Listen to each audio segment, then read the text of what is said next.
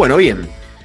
Entonces, como les había adelantado en la clase asincrónica que tuvimos la semana pasada, hoy vamos a hablar del informe pericial, ¿sí? Vieron que esta segunda parte del cuatrimestre fuimos por etapa. Primero vimos lo que es el lugar del hecho, después vimos lo que es el acta de procedimiento, y ahora lo que nos queda por ver, que sería el último tema teórico, ya después lo que vamos a hacer son prácticas, es el informe pericial. ¿Cuáles son los objetivos que me propongo para la clase de hoy? Bueno, en primer lugar, que podamos reconocer cuáles son las partes constitutivas de un informe. Es decir, vamos a ver que el informe pericial precisamente tiene una estructura, ya sea el de inspección ocular o el de procesamiento de la escena, que es en lo que nos vamos a enfocar nosotros, pero en realidad cualquier peritaje, cualquier informe va a tener la misma estructura, ¿sí? Lo que va a ir cambiando es el contenido de cada uno de esos puntos, pero este modelo que nosotros vamos a ver lo van a poder usar para cualquier disciplina. El segundo objetivo es que puedan reflexionar sobre el contenido del informe, específicamente abocado al procesamiento de la escena, es decir, de qué manera rellenamos, qué información tenemos que ir poniendo en cada uno de esos apartados cuando nosotros hacemos este informe final de procesamiento de la escena. Y vamos a retomar algunos conceptos sobre los que trabajamos en la primera parte del año. ¿Se acuerdan cuando nosotros empezamos a conversar sobre la información científica, las fuentes de información y la importancia de consultar fuentes de información científica válidas? Porque ese va a ser nuestro argumento, nuestro marco teórico cuando tuviéramos que escribir un informe. Bueno, este informe, ahora cuando veamos el apartado de fundamentos técnicos, van a ver que vamos a necesitar utilizar esas herramientas para poder rellenarlo, para poder escribirlo. Entonces, el tercer objetivo es que podamos comprender cuál es la importancia de construir un fundamento técnico sólido y actualizado, ¿sí? Acá es donde entra en juego todo eso que yo les decía. Bien. Entonces, vamos a hacer, como hacemos todas las clases, un breve repaso sobre los temas que fuimos tratando hasta acá. ¿Quién me puede contar de qué se trata este triangulito que ustedes ven en pantalla? ¿Qué es lo que tenemos acá? ¿Qué estamos graficando? Con esos tres óvalos señalados con las flechitas. Una escena del crimen. Bien, una escena del crimen. Sería el lugar del hecho. La transferencia entre el lugar del hecho, la víctima y el victimario. Bien. ¿La transferencia de qué? De indicios. Bien, de indicios materiales, ¿sí? ¿Se acuerdan cómo se llamaba este? Este era un principio que había enunciado un criminalista francés. Principio de intercambio de Locard. Exactamente, el principio de intercambio de Locard. Y lo que nos decía es que siempre que se comete un hecho delictivo, iba a haber un intercambio de elementos materiales entre el lugar del hecho, víctima y victimario. ¿Y por qué era importante esto? ¿Quién me puede decir? Y porque es lo que nos ayuda a reconstruir posiblemente lo que sucedió en el lugar del hecho. Es para ver cómo sucedieron los hechos cuando uno va a investigar. ¿Solamente cómo sucedieron los hechos? Si quedaron rastros o evidencias. Bien.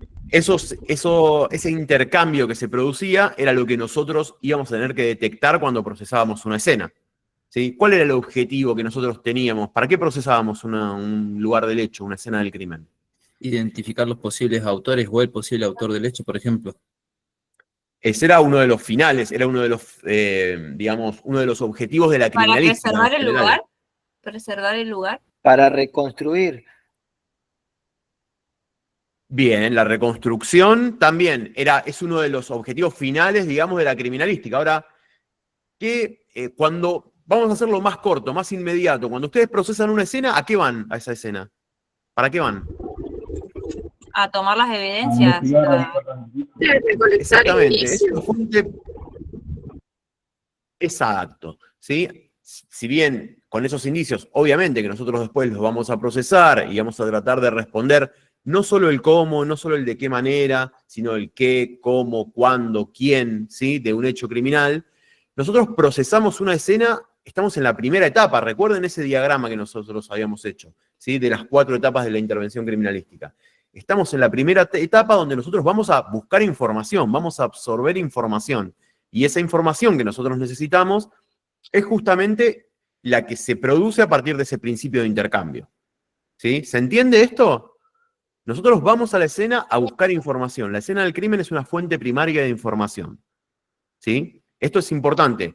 Es importante que ustedes se vayan ordenando en la cabeza cuáles son los objetivos de cada etapa. ¿Sí? Bien, entonces, nuestro objetivo en la escena del crimen es obtener la mayor cantidad de evidencia física, ¿sí? Y conservarla de una forma útil para la causa. Y esto, recuerden que también es un dato importante. Obtenerla y conservarla de una forma útil para la causa. Y también tenemos que recabar, obviamente, información contextual sobre el hecho investigado con el fin de poder reconstruirlo. ¿Sí? Esa información contextual era la que me iba a permitir a mí interpretar esos indicios. Bien, recuerden también que tanto el procesamiento de la escena como la redacción del acta, vimos que tenían cada una de esas actividades dos patas importantes. Por un lado, teníamos las normas legales que regían esas acciones y por otro lado teníamos las normas técnicas. ¿Sí? Tanto estas dos clases de normas funcionan para el procesamiento de la escena como para la redacción del acta también. Siempre tenemos que cumplir, para toda acción que nosotros hagamos, tenemos que estar cumpliendo con las normas legales y con las normas técnicas. En el caso puntual del procesamiento de la escena, teníamos normas legales que eran el Código de Procedimientos, depende de cuál sea la jurisdicción en la que nosotros nos estábamos desempeñando. Si era la provincia de Neuquén, íbamos a tener el Código de Procedimientos Penal de la provincia de Neuquén. Si era en una causa federal, íbamos a tener que cumplir el Código de Procedimientos Federal. Y por otro lado teníamos las normas técnicas que, ¿se acuerdan que había dos clases de estándares? Los ocupacionales y los de procedimiento.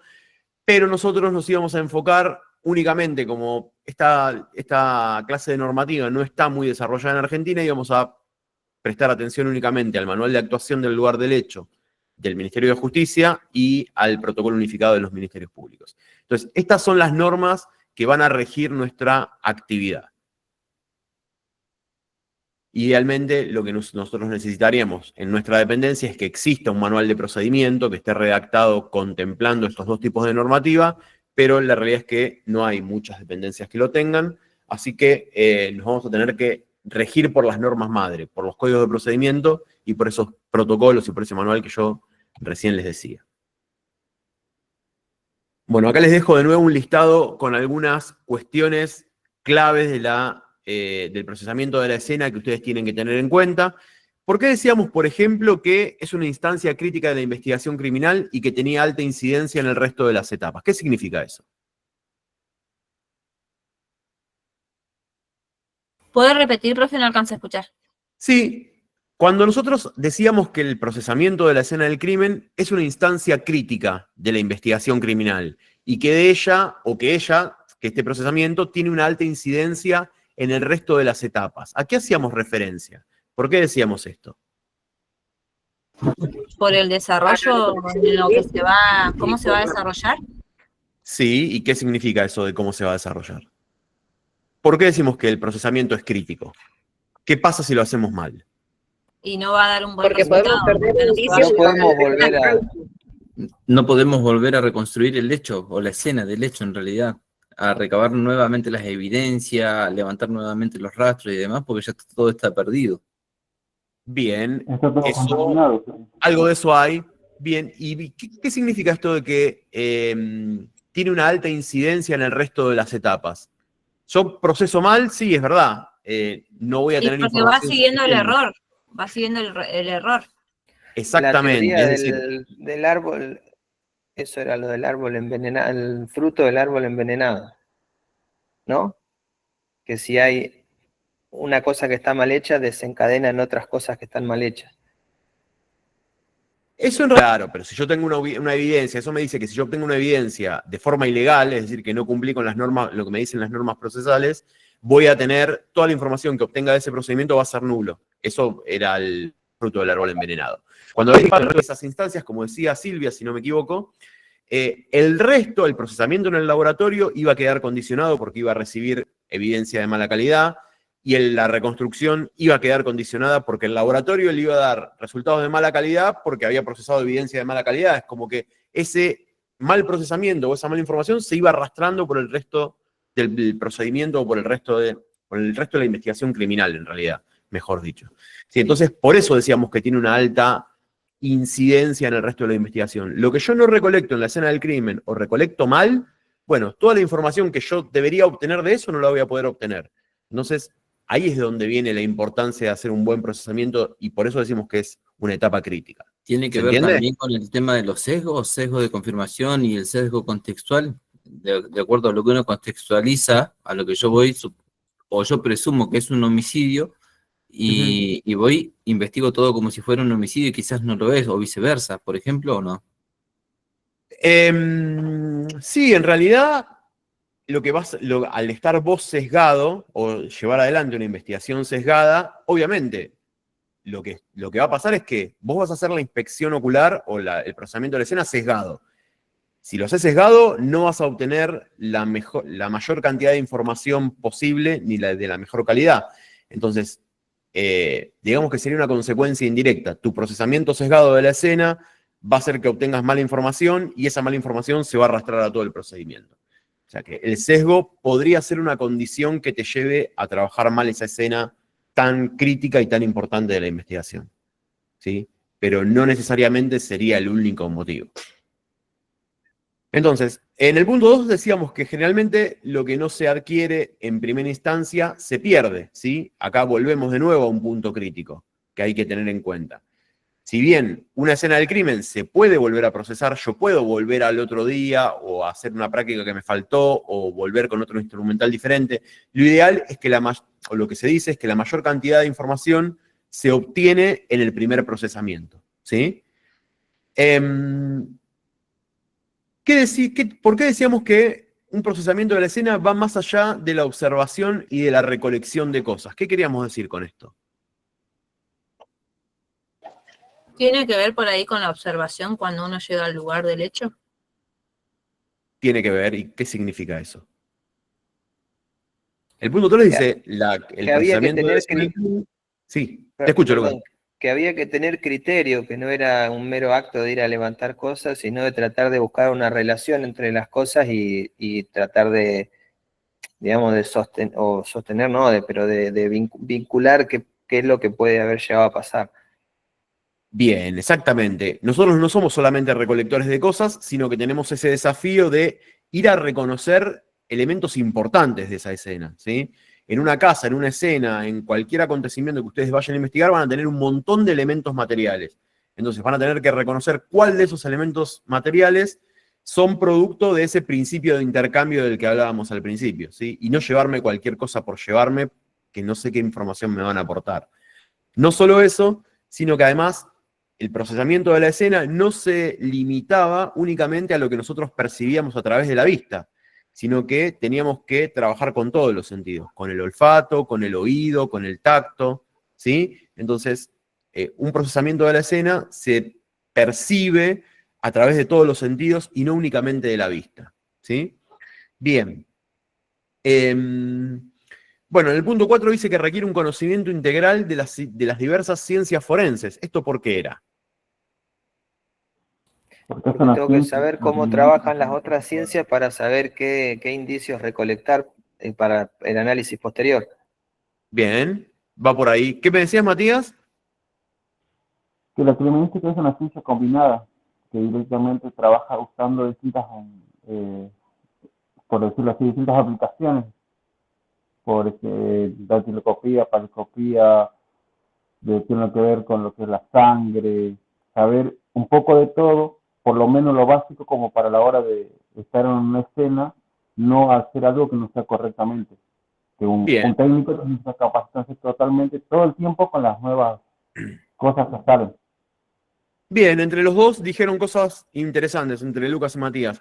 Fíjense, uno necesita conocer de todas las disciplinas para recolectar los indicios correctamente y también para saber qué información me va a aportar ese indicio, ¿sí? Y no juntar cosas por juntar. Está un poco relacionado con la premisa anterior. Claro, es como que uno realiza una clasificación. ¿Cómo sería una clasificación? una clasificación de lo que se va a llevar de la escena del crimen. Sí, uno elige, Claro, pero es uno toma como decisiones. dice el profe ahí, y como decían Luca y Matías, que vos tenés que tener un conocimiento, aunque sea básico, como decía Matías, para saber si eso que vos te querés llevar te va a servir o no, como evidencia. Exactamente, vos tenés que saber para qué te lo estás llevando. Yo me llevo este hisopado de la mancha de sangre para obtener ADN. Yo me estoy llevando este proyectil para compararlo con tal cosa. Me llevo esta arma de fuego tengo que saber para qué me lo llevo. Porque si no me termino llevando de todo. Secuestro una taza, secuestro un vaso, secuestro un pedazo de baldosa. ¿Y para qué me lo llevo? ¿Qué información busco obtener de ese elemento? ¿Sí? Entonces, para eso es necesario que conozcamos al menos los rudimentos de cada una de las disciplinas de las que intervienen en una investigación criminal, ¿sí? Para saber qué información puedo obtener del elemento y para saber recolectarlo de la forma adecuada, como decía Matías. Bien. Pasamos al otro punto. Profesor, ahí no también sería para Sí. y por qué. No ¿Cómo? sería para y por qué. La que usted dice no sería también por qué los llevo, porque como usted dice, tenemos que analizar, digamos, cuando vamos a una escena que nos toca trabajar, analizar por qué estamos ahí, qué es lo que estamos buscando y por qué lo estamos apuntando en tal cosa. Porque como usted decía, una mancha de sangre que encontraste en el piso, pero si vos ves que la víctima no tiene sangre, te llamaría la atención. Exacto. O X motivo, por ejemplo, no sé, encontraste una vaina, pero la víctima no tiene disparo, no tiene cortadero, no tiene nada. ¿Para qué vas a llevarte una vaina o por qué te la estás llevando la vaina? Si tiene que ver con la escena que estamos trabajando o es algo del lugar, dependiendo de la zona donde estemos trabajando. Exactamente, es una parte fundamental del criterio profesional. Eso, el conocer las distintas disciplinas, además de el tratamiento de cada evidencia en particular y saber para qué me sirve, también nos ayuda a ustedes para plantear hipótesis, para buscar evidencias, para saber qué hay y qué falta. ¿Se acuerdan que cuando hablamos del procesamiento de la escena, nosotros registrábamos no solamente las cosas que veíamos, sino también aquellas cosas que deberían estar y no están en la escena, ¿sí? Entonces, parte de ese criterio profesional es también lo que decían hoy, esto de que la criminalística es una ciencia multidisciplinaria. Bueno, si la criminalística es una ciencia multidisciplinaria, nosotros como criminalistas tenemos que tener conocimiento de esas disciplinas, ¿sí? Entonces, todas las respuestas que fueron dando tienen algún elemento importante que, bueno, es lo que fuimos resaltando. Bien, el punto número 5 desea que las escenas de crimen suelen ser escenarios complejos con altos niveles de estrés, que las condiciones el 6, que las condiciones de trabajo son completamente aleatorias, que nos podemos encontrar con cualquier cosa. El punto número 7, que contamos con recursos limitados, que es necesario gestionar de la mejor manera, y esto lo van a sufrir ustedes en carne propia la clase que viene. Van a ver de qué forma van a tener que arreglarse con lo que tengan para dar respuesta a la escena que se les plantee. Bueno, la variedad y diversidad de escenas es infinita, que deben trazarse planificaciones flexibles, es decir, no tengo que ir con un checklist en la cabeza de tengo que hacer esto primero, esto segundo, esto tercero, porque hay veces que la escena no me permite ese orden y yo tengo que ser lo suficientemente flexible para poder adaptar mi forma de trabajo a lo que me demande ese escenario particular, ¿sí? Que no existe una única forma de realizar la tarea bien, pero sí que existen muchas formas de realizarla mal. Entonces, lo que tienen que intentar ustedes es que cuando procesan la escena, no hacerlo mal. Después, hay muchas formas que lo van a poder hacer bien, hay variabilidad de métodos, variabilidad de, digamos, de formas de abordaje o de métodos para procesar esa escena, pero lo que tengo que evitar son los errores que me hacen perder información.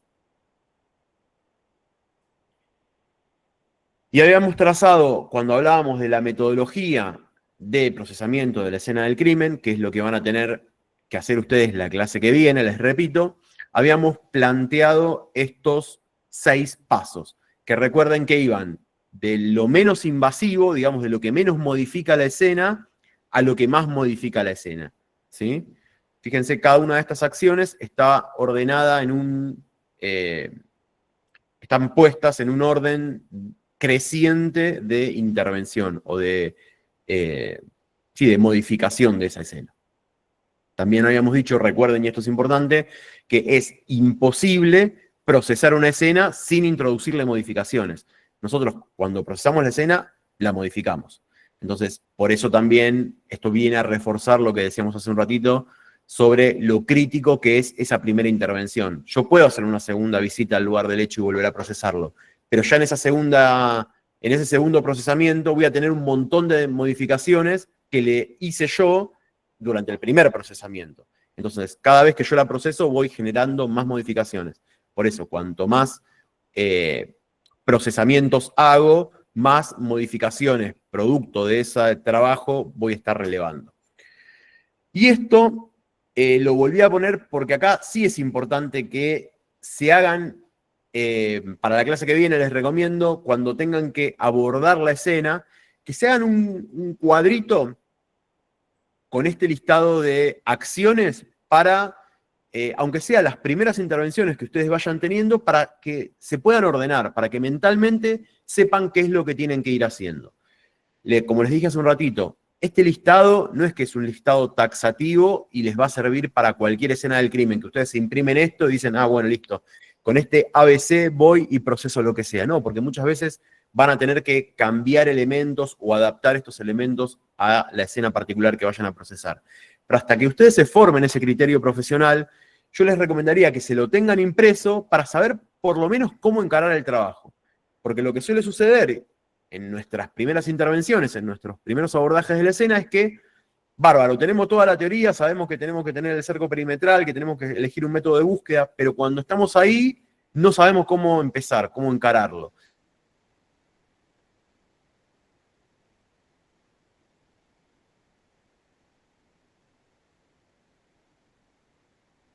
Entonces, si ustedes tienen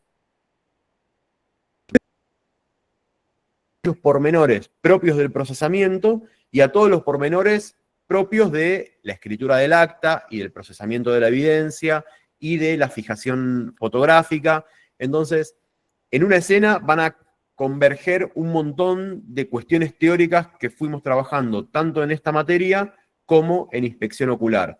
Entonces, yo les recomiendo que vayan con un machete hecho para cada actividad, para la fijación fotográfica, para la fijación planimétrica, para el acta, tipo un checklist, ahora sí, de cosas a las que le tienen que ir prestando atención. Entonces, cuando hablábamos de evaluación de la escena, fíjense que pusimos, en ese punto que era el número 1 y era el menos invasivo, que había que entrevistarse con el primer interventor, observaciones, ver los perímetros, las intervenciones previas que había tenido, si había intervenido, por ejemplo, personal médico, identificar víctimas, detenidos, si habían trasladado personas tanto al hospital como a alguna dependencia policial, y que teníamos que prestar atención a los sesgos, ¿sí? Acá cuando nosotros nos entrevistábamos con el primer policía que llegaba al lugar a preservar la escena, teníamos que preguntar cosas sobre el hecho, sobre la evidencia física, pero teníamos que evitar que el poli nos cuente los chismes de lo que le había dicho la vecina, de las conjeturas que saca la policía en base a lo que a ellos les parece, o lo que les dijo el informante, o que, entonces, siempre íbamos, nos entrevistábamos con la persona que estaba a cargo del procedimiento y pedíamos o nos enfocábamos en la información objetiva, en la que íbamos a necesitar nosotros para procesar la escena, evitando, obviamente, todo aquello que nos pudiera sesgar. Bueno, el punto número 2 de la evaluación decía dimensionar la escena y verificar los perímetros. ¿Qué quería decir esto? ¿Para qué el coordinador tenía que dimensionar la escena y verificar perímetros? Eso hace referencia a cuando uno llega al lugar para que no entren los curiosos y que para que no se contamine el lugar. Bien. ¿Y quién lo hacía eso? ¿Lo hacía el personal de criminalística o para cuando eso es primer para mí la seguridad. Perdón, El no, primer interventor. interventor. Bien, eso lo hace el primer interventor. Ahora, ¿qué pasa si yo llego a la escena y veo que, yo como criminalista, llego a la escena y veo que no hay perímetro, no hay nada marcado? ¿Qué hago? Y hago un perímetro. Lo tengo que delimitar yo. Exactamente. Solicitamos nosotros que Pero hagan tiene el que ser perímetro criminalístico, no que urgente. no lo haga Bien, con el de lo seguridad. pedimos, lo hacemos, tiene que estar.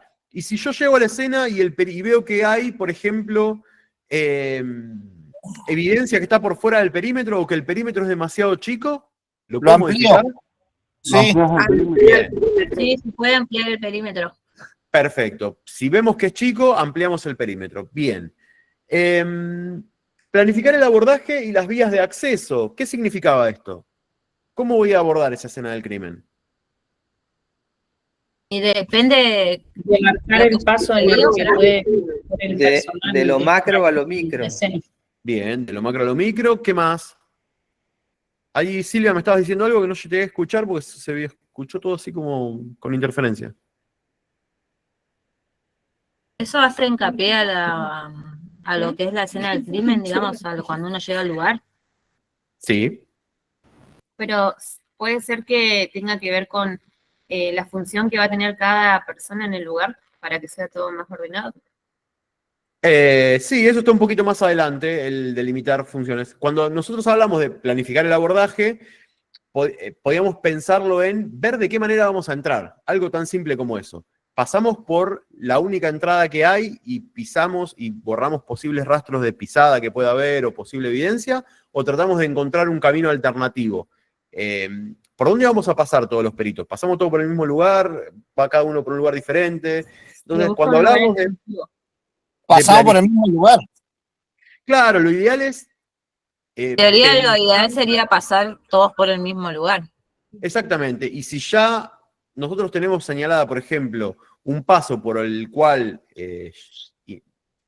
valga la redundancia, ya pasaron los médicos o ya pasó el primer personal policial que estaba en el lugar, o sea que ese lugar ya lo tenemos modificado, bueno, aprovechamos y seguimos por ese sendero. Y tratamos de no abrirnos o de no modificar ningún otro lugar que no sea ese. Justamente para esto, para evitar modificación, evitar borrar evidencia frágil que puede haber. Entonces, cuando hablamos de la planificación del abordaje es eso, no entrar como locos, no entrar sin pensarlo, sino meditar cuál es el mejor lugar para poder ingresar y de qué forma recorrer ese lugar. Bien, establecer el método de búsqueda, ¿qué era esto? Ese Si se va a hace ser por referencia a la cuadrantes, búsqueda, o si si va va a a ser ser- en un ambiente abierto, cerrado, ¿a eso hace referencia? Sí, de acuerdo. En forma de línea, en forma cilíndrica, Bien, todo Estadiante. perfecto. Establecíamos un patrón para buscar. De acuerdo a cuáles sean las características de la escena, nos iba a convenir a veces más uno o más otro. Bien. Bueno, velar por la seguridad de la escena y del personal, respecto a riesgos biológicos, estructurales, químicos, esto creo que está bastante claro. Acá, este es el punto también en el cual nosotros decidíamos qué equipo de protección íbamos a utilizar, ¿sí? No era lo mismo utilizar, no sé, procesar un descampado en el medio de la barda el 15 de enero a las 3 de la tarde que el interior de un auto adentro de un garage, a mediados de abril, ¿sí? Entonces, de acuerdo a cuáles sean las condiciones, qué es lo que tengo que preservar, qué es lo que estoy buscando, cuál es el entorno, etcétera, decidiré qué nivel de protección personal voy a utilizar. Bueno, pasamos al punto número 2, en la observación. ¿A qué hacemos referencia cuando hablábamos de situaciones en proceso? Que esto tenía que prestar atención el coordinador, fundamentalmente. ¿Cuáles podían ser las situaciones en proceso que uno podía ver en la escena, que se podía encontrar en la escena? Eso era Y- para establecer las prioridades. Era cuando, por ejemplo, un hecho todavía no terminó, digamos. Si hay personas que están ahí involucradas o si todavía se está desarrollando un poco más allá o esas cosas.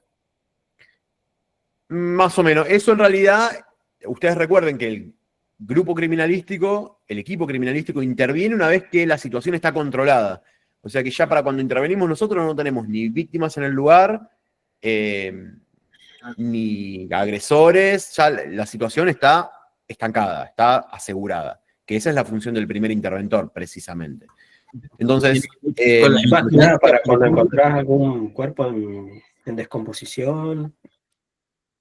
O por ahí Ah, ya tener sé, lo de las moscas y eso, tiene razón, los Adrián, que había gusanos, que moscas. si la luz o si los olores, claro, iba por eso. Exactamente. Cuestiones que, acá lo que teníamos que prestar atención era a cuestiones que se podían llegar a modificar en el transcurso de nuestra inspección.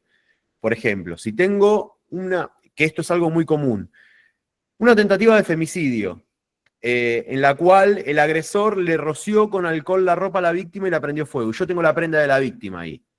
¿Qué hago? ¿La dejo para el final? Porque total sé que está ahí y no se va a mover, o trato de secuestrarlo al principio porque si tiene algún Al acelerante es principio, probable que se evapore. Y se claro, trata de para que no se secuestrar evapore el primero. acelerante.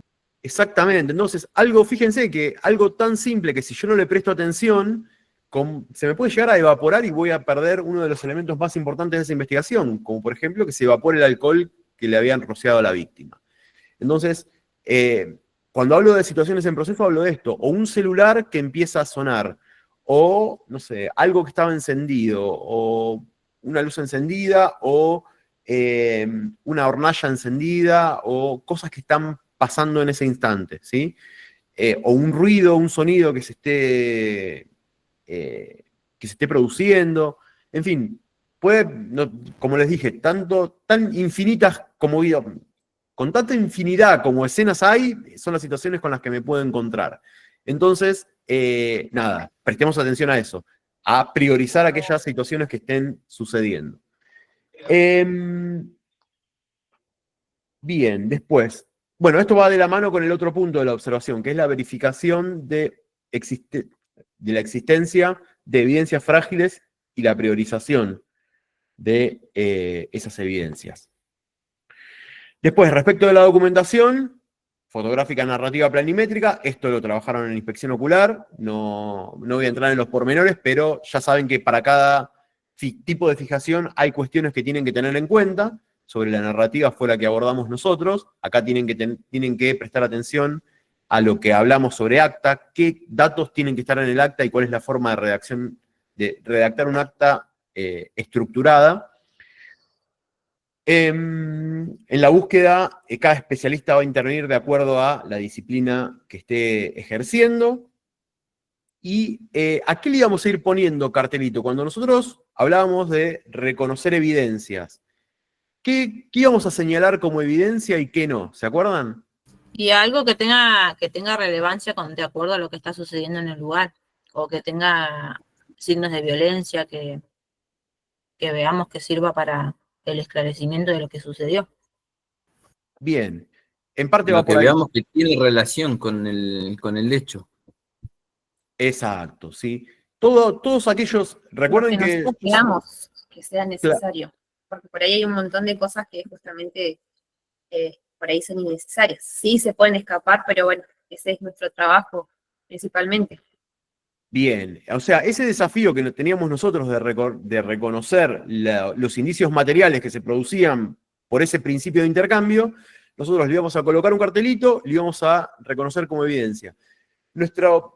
A forma de reconocimiento rápido o de explicación rápida, le vamos a poner cartelito a todo aquello que nosotros vayamos a secuestrar o a documentar para después someterlo a un estudio por parte de otra disciplina.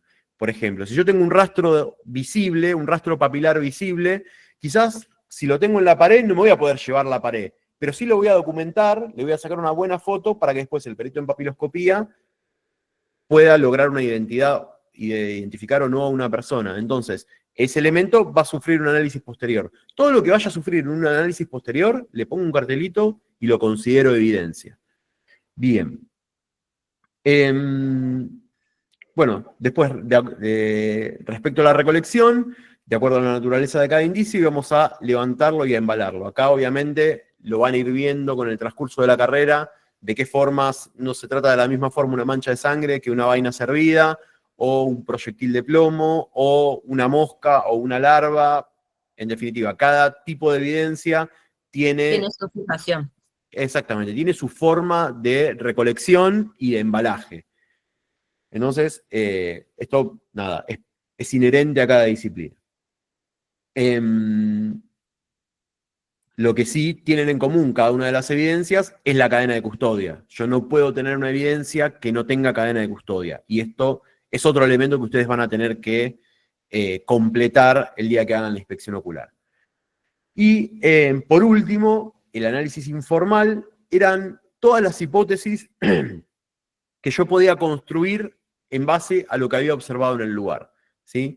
Tengan en cuenta que este análisis informal no es la reconstrucción del hecho, no es una única posibilidad. Generalmente, una vez que terminamos de procesar la escena, vamos a tener 2 o 3 hipótesis posibles de, digamos, de ocurrencia de ese hecho. No me voy a ir con una sola, ni esa va a ser lo final, lo último que yo tenga. La última conclusión a la que voy a llegar en base a la evidencia física va a ser la reconstrucción, que está mucho más adelante.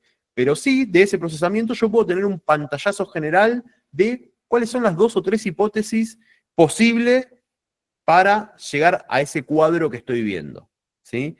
Entonces, tengan en cuenta esto cuando ustedes escriban una conclusión de un procesamiento de la escena, no se encierren en una única hipótesis, porque la van a estar pifiando y se van a estar extralimitando.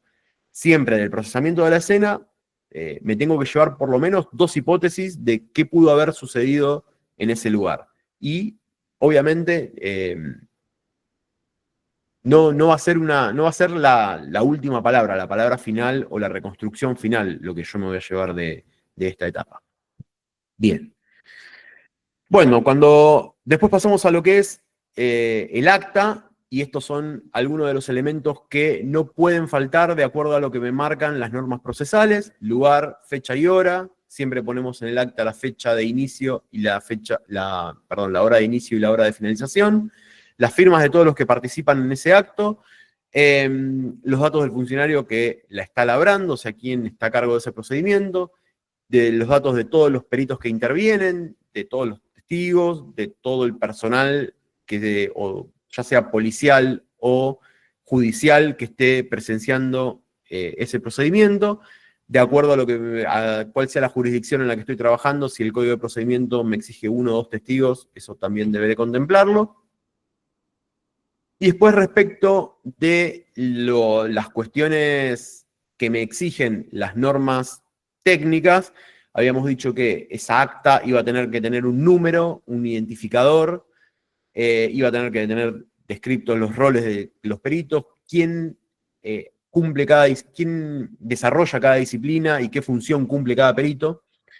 Teníamos que prestar atención al estado de situación al momento de arribar, en qué situación estaba la escena cuando yo llego al lugar, quién está a cargo, quién era ese primer interventor a cargo de la preservación de la escena, la información relevante que yo obtengo de esa entrevista con el primer interventor, por dónde accedió al lugar, si hubo víctimas trasladadas, si hubo intervención médica. Toda esa información que yo obtengo a partir de la entrevista que hablamos hace un ratito, la vuelco al acta. De nuevo, si hay funcionarios judiciales presentes, describo el lugar, describo cuál es el método de abordaje que elegí. Fíjense que acá lo que hacemos es ir detallando todos los elementos sobre los que fuimos hablando. Bueno, no solamente lo planificamos al momento de abordar la escena, sino que también lo tenemos que volcar en el acta. Recuerden que lo que no está en el acta no existe, ¿sí? Y que habíamos planteado un método de descripción o una forma de escritura para que esto sea ordenado, o para que al menos podamos estructurar y que nos queden de forma consistente las descripciones de todas las evidencias que nosotros vayamos documentando. Esta forma de narración o de descripción iba de lo general a lo particular. Empezábamos diciendo de qué forma habíamos individualizado esa evidencia: 1, A1, A, el método que nosotros hayamos escogido. Esto es indiferente, pero sí, obviamente tiene que ser consistente. No puedo llamar a uno evidencia A1, después evidencia A, después evidencia, no sé, con número romano. Si elijo enumerar, ponerle números a todo, le pongo números. Si le elijo poner alfanumérico, como por ejemplo A1 o B1, bueno, deberé seguir ese orden. Pero siempre tiene que ser consistente, ¿sí? Y no empezar a mezclar formas de individualizar evidencias. Después describo qué es ese elemento que marqué, dónde está ubicado, cuáles son sus características distintivas y de qué forma lo recolecto o lo documento. Siempre este formato lo tengo que seguir en todas las evidencias o en todos los indicios que yo vaya registrando. ¿Alguna duda, alguna consulta hasta acá? ¿Esto quedó claro? Me interesa porque lo van a tener que poner en práctica. Entonces, si hay alguna duda, la evacuamos ahora. ¿Estamos bien? Entonces, ahora sí vamos a meternos de lleno en lo que es el informe pericial. El informe pericial es el documento a través del cual los peritos expresamos nuestros resultados acerca del estudio de determinada situación, ¿sí? Es un documento escrito, ¿sí? Al igual que el acta y al igual que los informes, pero el informe pericial es digamos, es el documento más importante, es donde nosotros vamos a reflejar nuestro trabajo, es nuestra producción final, ¿sí? Nosotros vamos a hacer, en este caso, un procesamiento de la escena. Del procesamiento, como ya vimos, vamos a hacer un montón de acciones, como fijar, como sacar fotos, como recolectar. Todo eso que nosotros hagamos tiene que estar reflejado, tiene que tener su correlato en este informe pericial. Lo que le vamos a terminar elevando al fiscal es ese informe pericial en conjunto con el resto de los documentos, con las cadenas de custodia, con el acta, con, ¿qué más? Con las fotos, con todo lo que se produzca en la escena, pero todo tiene que estar condensado en este informe pericial.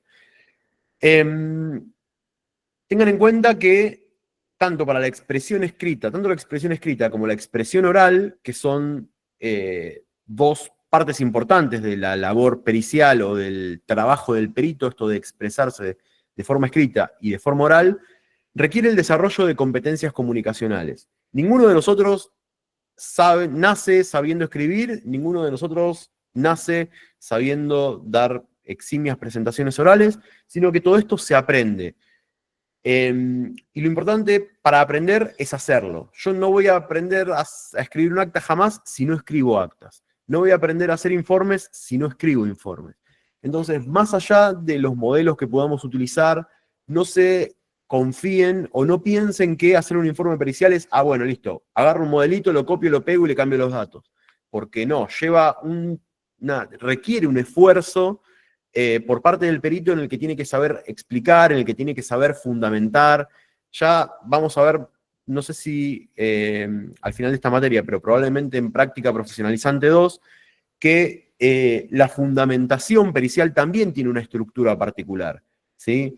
Entonces, no es todo sencillo, no es todo copiar, pegar y cambiar datos, sino que requiere del desarrollo de estas competencias comunicacionales, y estas competencias comunicacionales hay que practicarlas, si no, de otra forma no se desarrollan, es imposible.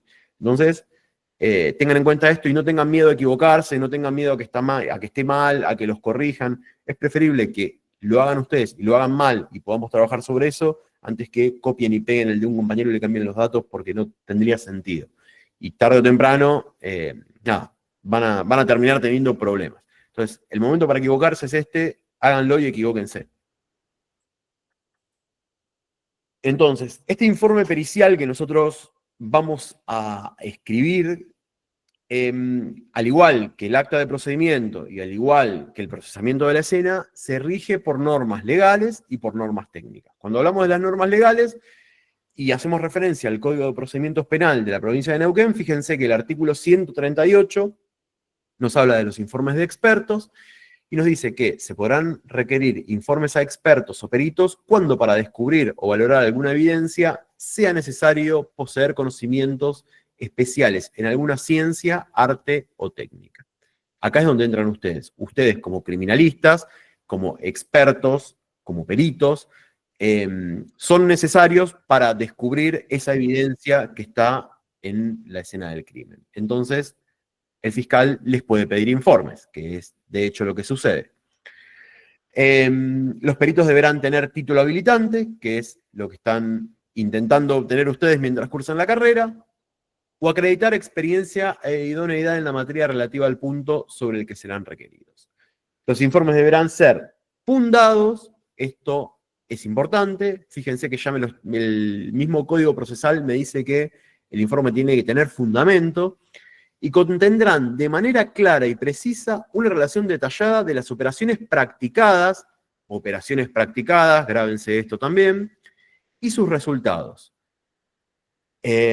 Las observaciones de las partes o de sus consultores técnicos y las conclusiones que se formulen respecto a cada tema estudiado. O sea que tienen que tener, deben ser fundados, tienen que tener un detalle de las operaciones practicadas, de los resultados de esas observaciones y las conclusiones. Esas palabritas van a ser clave, van a ver ahora cuando veamos la estructura del informe pericial. Si vamos al código de Río Negro, dice algo más o menos parecido. Dice que se podrán requerir informes a expertos o peritos cuando para descubrir o valorar alguna evidencia sea necesario poseer conocimientos especiales en alguna ciencia, arte o técnica. Lo mismo del título habilitante. Y los informes deberán ser fundados y contendrán de manera clara y precisa una relación detallada de las operaciones practicadas y sus resultados, las observaciones de las partes o sus consultores técnicos y las conclusiones que se formulen respecto de cada tema estudiado. Básicamente el contenido es el mismo. Respecto de las normas técnicas, de los estándares técnicos que regulan los informes periciales, podemos mencionar este estándar de ASTM, que es el número E620 del 2018, que nos da algunas pautas que nosotros debemos cumplir cuando informamos opiniones técnicas, ¿sí? Que es el que nos compete a nosotros. Fíjense, como breve resumen de esa norma, les dejo acá un punteo con las consideraciones más importantes que plantea. Nos dice que tiene que ser entendible para el destinatario, algo bastante obvio, pero acá tengan en cuenta que ustedes le van a estar escribiendo ese informe, y ese informe lo va a leer un abogado, entonces, si bien no tenemos que abandonar el lenguaje técnico y tenemos que ser precisos con el lenguaje que utilizamos, no tiene que ser algo que sea completamente inentendible. Nosotros no le estamos hablando a otro perito, sino que le estamos hablando a un abogado. Entonces tenemos que explicar las cosas para que las pueda entender un abogado. Y este es un desafío que no siempre es fácil. Tiene que tener la identificación descriptiva de los elementos sometidos a estudio, es decir, tenemos que describir aquello que estamos analizando. En nuestro caso, describir el lugar sería, porque lo que vamos a hacer es un procesamiento de la escena. Tenemos que documentar las bases sobre las que se arribó a las conclusiones. Tiene que tener un fundamento técnico. En esto es coincidente con lo que me plantea el código de procedimiento. Tiene que ser fundado.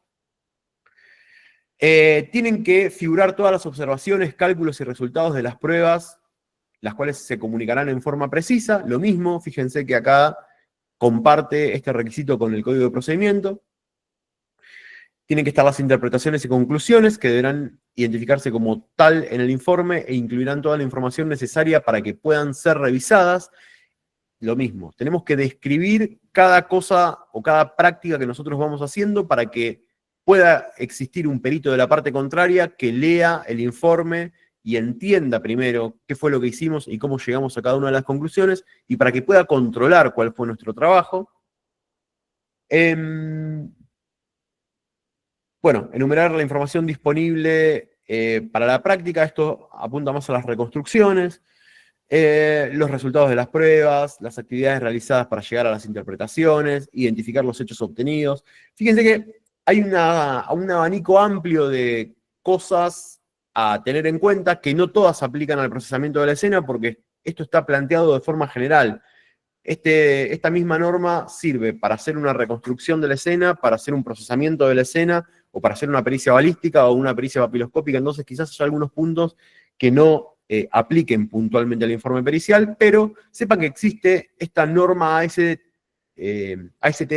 620 que nos regula de forma técnica qué es lo que tiene que tener nuestro informe. Vamos a simplificar más todavía esa norma técnica y vamos a tener un formato típico de pericia. Cuando ustedes escriben una pericia van a tener que respetar básicamente estos 7 puntos que están acá en esta diapositiva. En primer lugar, la primera parte del informe que ustedes escriban va a tener que tener un encabezado. Ese encabezado es donde constan los datos de causa, en el marco de qué causa ustedes están interviniendo, las autoridades judiciales, quién les pidió esa pericia, qué fecha están haciendo el informe, el identificador, así como el acta tiene un número de acta, la pericia va a tener que tener un número de pericia, y demás datos, la víctima, el imputado, digamos que son las cuestiones formales de su intervención, ¿sí? Y ahora, más adelante, vamos a ver el ejemplo. Ese sería el punto número 1, o la primera parte. El punto número 2 es el objeto del informe, y esto también es importante, que son los puntos periciales. ¿Qué me pidieron que haga? ¿Qué me pidió el fiscal que haga? Si a ustedes los mandan a hacer un procesamiento de una escena del crimen, ¿qué pondrían en el objeto del informe? ¿Qué les pide el fiscal que hagan? ¿Qué se les ocurre? ¿Peritar el arma? ¿Qué arma? Informe de pericias realizadas en el lugar. Exactamente. Las pericias realizadas en el lugar o el procesamiento de una escena del crimen. Es lo que están yendo a hacer ustedes. ¿Cuál es el objeto del informe? ¿Para qué están escribiendo ese informe? Para plasmar lo que ustedes hicieron, plasmar por escrito lo que ustedes hicieron en la escena. Ahora vamos a hablar únicamente de lo que es informe pericial abocado al procesamiento de la escena del crimen, ¿sí? Entonces, el objeto del informe va a ser ese, plasmar las diligencias realizadas en tal lugar, en tal fecha, ordenadas por fulanito de tal. Ese va a ser el objeto. Cuando hablamos de elementos ofrecidos, que va a ser el punto número 3, acá es donde nosotros describimos el material que se sometió a estudio. ¿Cuál sería el material que se sometió a estudio en el procesamiento de una escena? ¿Qué están sometiendo a estudio ustedes? El indicio que se recolectó en el lugar. Un elemento secuestrado. Evidencias. No. ¿Qué les ofrecen a ustedes? ¿Qué analizan? ¿Qué es lo que analizan cuando procesan un lugar? El lugar del hecho. La escena. La escena. Exactamente, la escena. Entonces, lo que a ustedes le están dando para analizar es la escena. Esa escena podrá ser el departamento del tercer piso de la calle tanto, o podrá ser, no sé, la plaza tanto, el lugar, o el vehículo tal. O sea, lo que a ustedes les dan para que analicen es un lugar. Entonces, lo que hacen en elementos ofrecidos es describir ese lugar que a ustedes les están solicitando analizar. ¿Sí? ¿Se entendió? Sí, profe. Bien. En el punto número 4 son los fundamentos técnicos. Acá es donde nosotros tenemos que volcar la teoría, lo que dice la teoría acerca de las prácticas que nosotros vamos a realizar. ¿Sí? Este fundamento técnico es el que se escribe consultando bibliografía.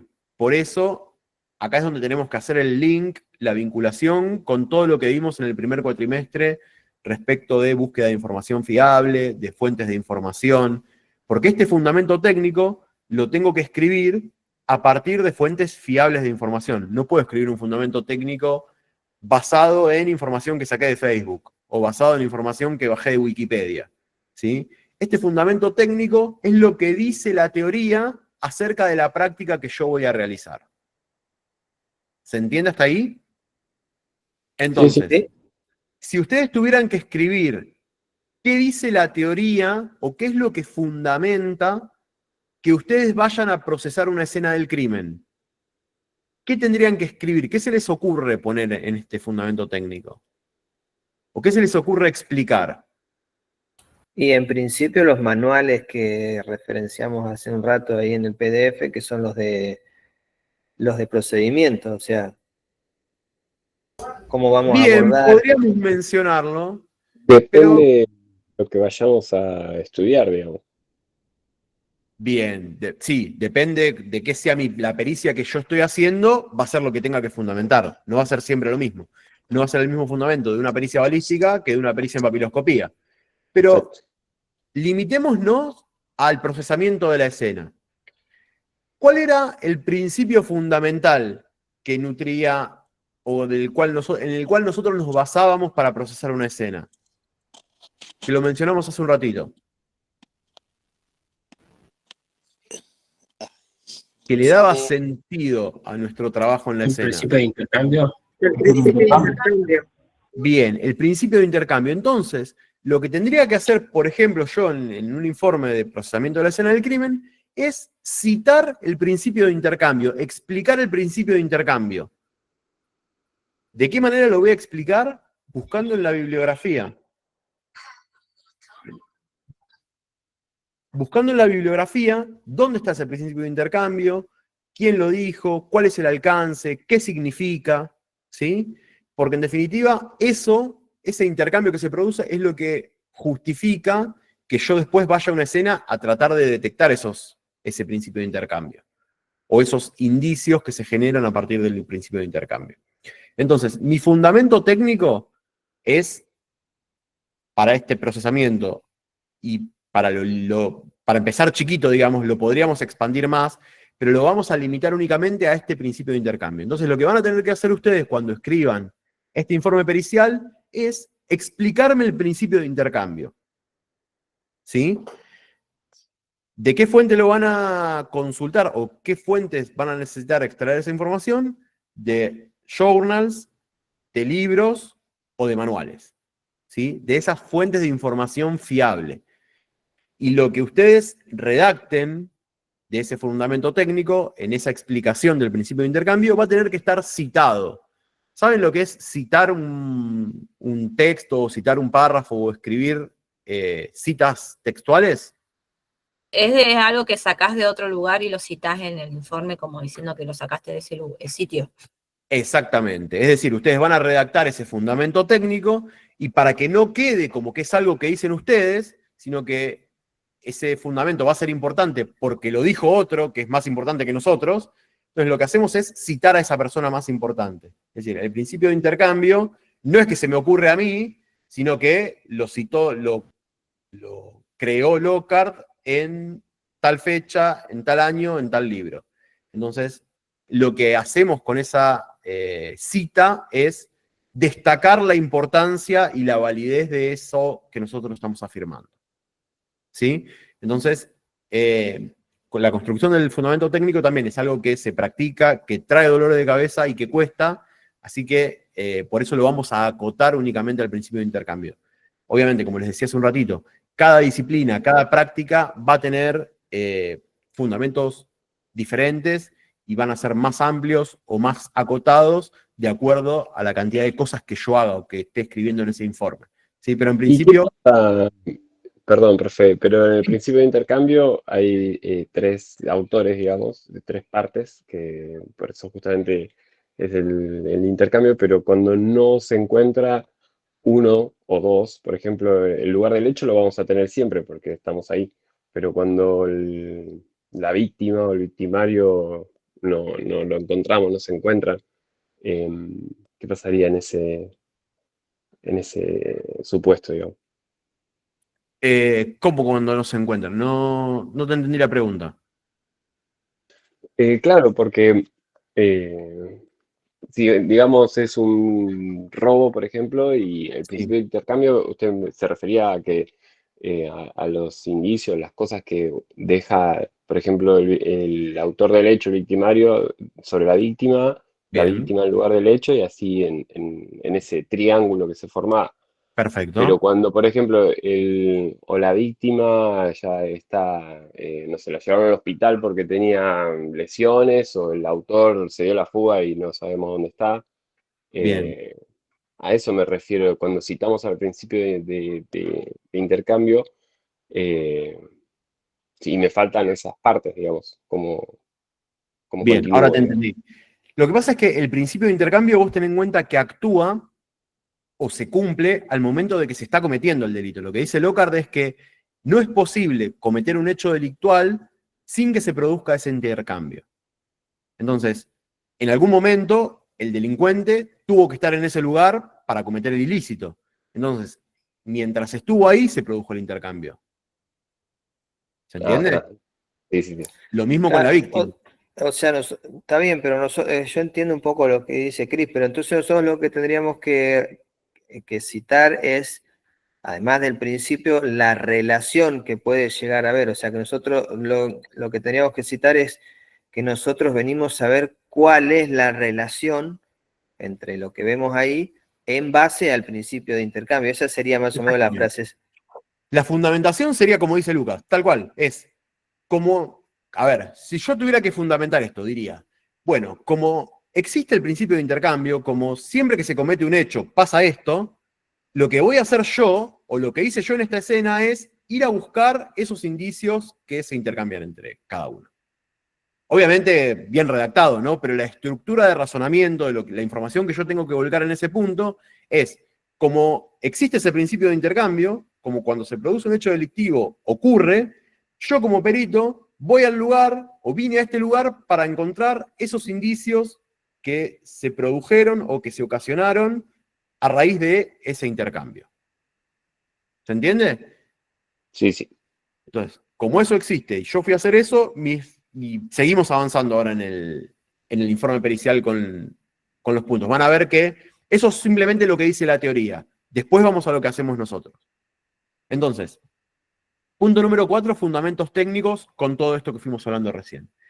Fíjense el punto 5, es operaciones realizadas. Acá es donde yo ya describo qué hice en el lugar. Entonces, ¿qué hice yo para ir a detectar esos indicios materiales que se originaron como producto del intercambio, bla, bla, bla, bla, de todo lo que fuimos hablando? Bueno, yo para detectar esos indicios utilicé linternas, entré por tal lado, me desplegué utilizando el método de búsqueda de la espiral, detecté tal cosa. O sea, voy describiendo qué es lo que hice en ese lugar. El paso ¿Sí? a paso sería, y de lo que estamos utilizando. Exactamente, paso a paso, si usé algún reactivo de orientación o no, si usé linternas o no, acá describo qué cámara de fotos utilicé, qué elementos de medición utilicé, ¿qué otra cosa? ¿Qué elementos de bioseguridad me puse para protegerme? Toda la misma información que estaba volcada en el acta, ¿sí? Es lo que tengo que volcar en operaciones realizadas. En operaciones realizadas es la descripción del procedimiento. Incluso la descripción de cada una de las evidencias que yo fui detectando. Siempre para la redacción y la descripción de las evidencias voy a utilizar el mismo formato que utilicé en el acta. Entonces, voy a ir describiendo cada evidencia que encontré, no solamente el elemento, sino en qué situación estaba. Si era un arma, si estaba cargada, si estaba descargada, cómo tenía el martillo, si tenía algún elemento por encima o por debajo. Tengo que reflejar o describir la evidencia igual que la describí en el acta, en el informe pericial. E incluso el informe pericial lo que va a tener que tener es una ilustración de ese elemento. Acá no es como el acta, que va a quedar simplemente en la redacción, sino que puedo ir redactando, o en realidad debo ir redactando e ilustrando lo que yo voy describiendo. Tengan en cuenta que este informe pericial va a ser, digamos, el compilado de información del procedimiento. Entonces tiene que ser lo más claro y entendible posible para que alguien que no fue a la escena pueda entender qué vi, qué observé, qué percibí y qué registré. Toda la información del procedimiento tiene que estar condensada en este documento. Entonces, operaciones realizadas, describo el procedimiento y qué fui encontrando o qué resultado me fue dando cada práctica. Quizás es negativo. Entonces, acá podré describir que entré de tal forma, utilicé tal método de búsqueda y que esa búsqueda arrojó resultados negativos. Tranquilamente podría pasar. Pero describo qué pasó, qué hice.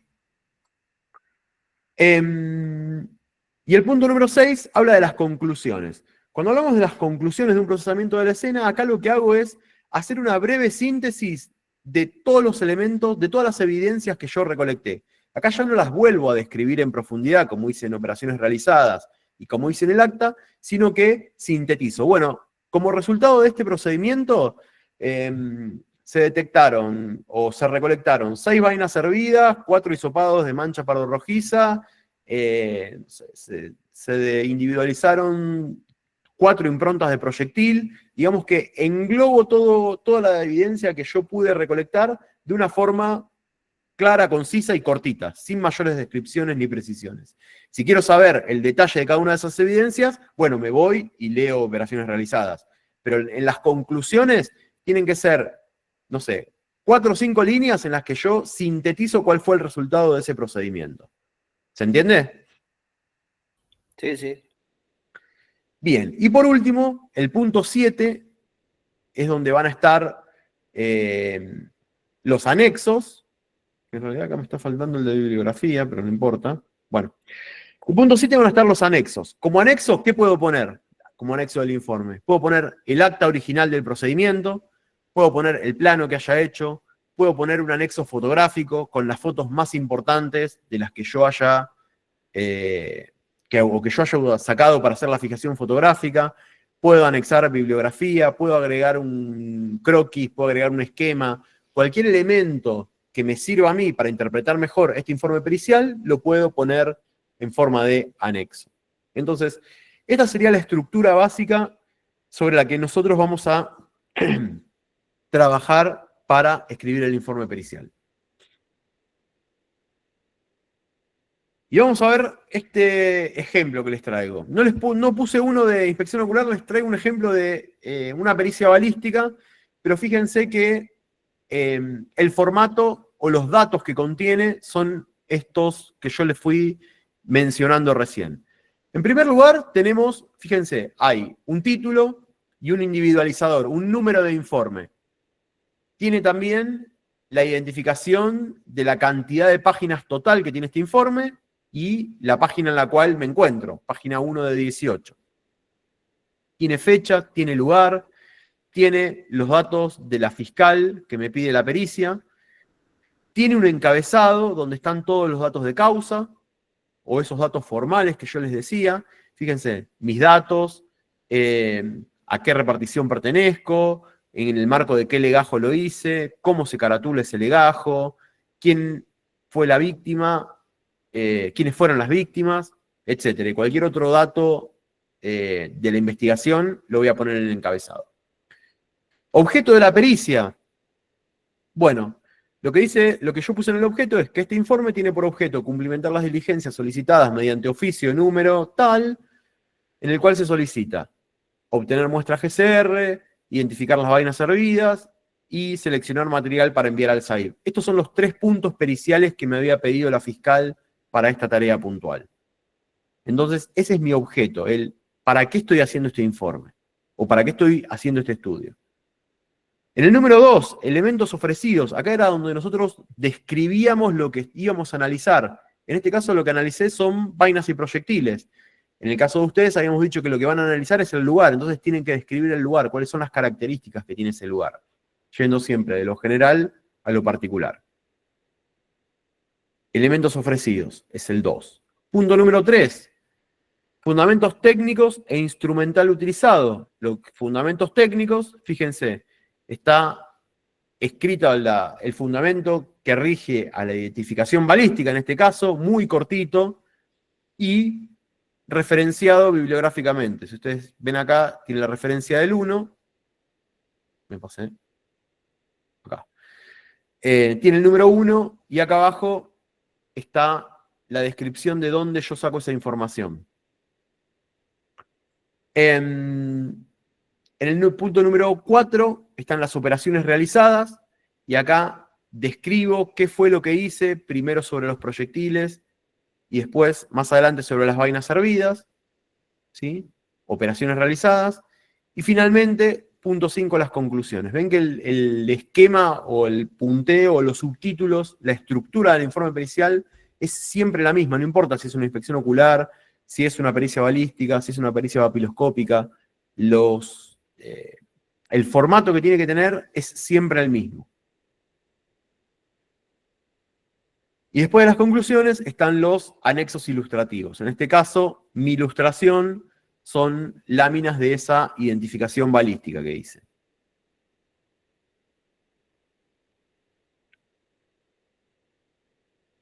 Entonces, cuando ustedes tengan que escribir este informe de la inspección que van a hacer la clase que viene, le van a tener que poner el encabezado, que les voy a dar yo cuáles son los datos de causa, el objeto del informe, respecto del objeto del informe, es esto de acá sería coincidente con el objetivo del procesamiento criminalístico de la escena. ¿Para qué habíamos dicho que procesábamos una escena? Para obtener la mayor cantidad posible de evidencia. ¿Se acuerdan de esa descripción que estaba en la primera diapositiva? Bueno, ese va a ser el objeto del informe que van a hacer ustedes. Elementos ofrecidos, van a tener que describir el lugar. Fundamentos técnicos, me van a tener que explicar el principio de intercambio. Operaciones realizadas, me tienen que describir el procedimiento y los hallazgos.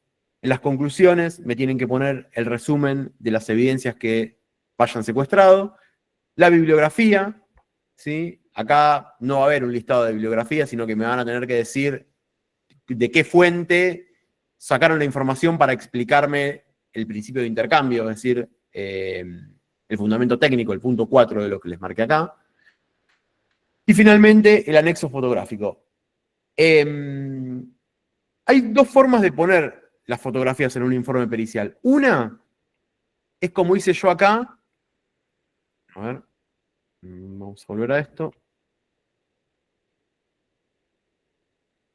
Fíjense, como hago yo acá, que voy describiendo el elemento y pongo la foto abajo. O sea, de cada cosa que quiero ilustrar, la describo y pongo la foto. O otra forma sería que yo describo el elemento, le pongo ver fotografía 1 y estas fotos las pongo todas en el anexo. Y las voy enumerando. Le pongo 1, 2, 3, 4. Entonces, en el cuerpo del texto describo el elemento, le pongo ver foto tanto y después le pongo el número de foto en el anexo. Para mí queda mejor o es más entendible si voy poniendo la foto de cada elemento que voy describiendo, porque no tengo que ir yendo al anexo y volviendo al texto por cada elemento que quiero ver, ¿sí? Entonces, para mí esta forma de graficar es mejor. Pero si ustedes quieren elegir hacer un anexo separado, lo pueden hacer tranquilamente. Lo que tienen que tener en cuenta es siempre ir referenciándola. Cuando pongo la descripción del elemento, referenciar a qué foto me tengo que dirigir para ver eso que estoy describiendo. Entonces, bueno, después vamos a ver. Lo más probable es que en este anexo fotográfico no estén todas las fotos que ustedes saquen en la fijación fotográfica, sino que seleccionen las más importantes, ¿sí?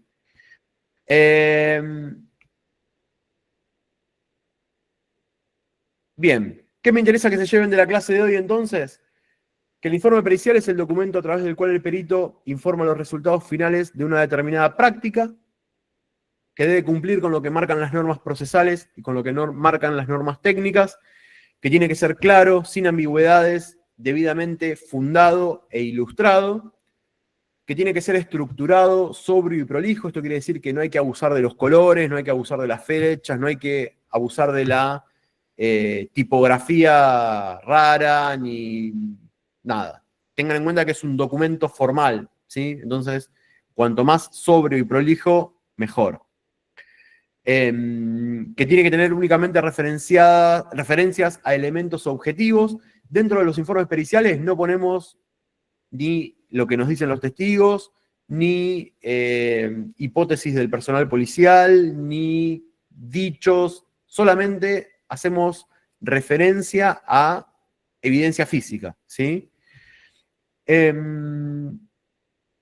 no nos tenemos que extralimitar en los alcances de las conclusiones. Es decir, no tenemos que decir más de lo que hicimos, ni de las conclusiones a las que llegamos a partir del análisis de la evidencia. No decir ni de más ni de menos. Fundamentalmente, cuando hacemos ese análisis informal, que era el punto 6 del procesamiento, que era cuando nosotros decíamos cuáles eran las hipótesis que podíamos tejer a partir de lo que habíamos observado, bueno, ahí no debemos extralimitarnos.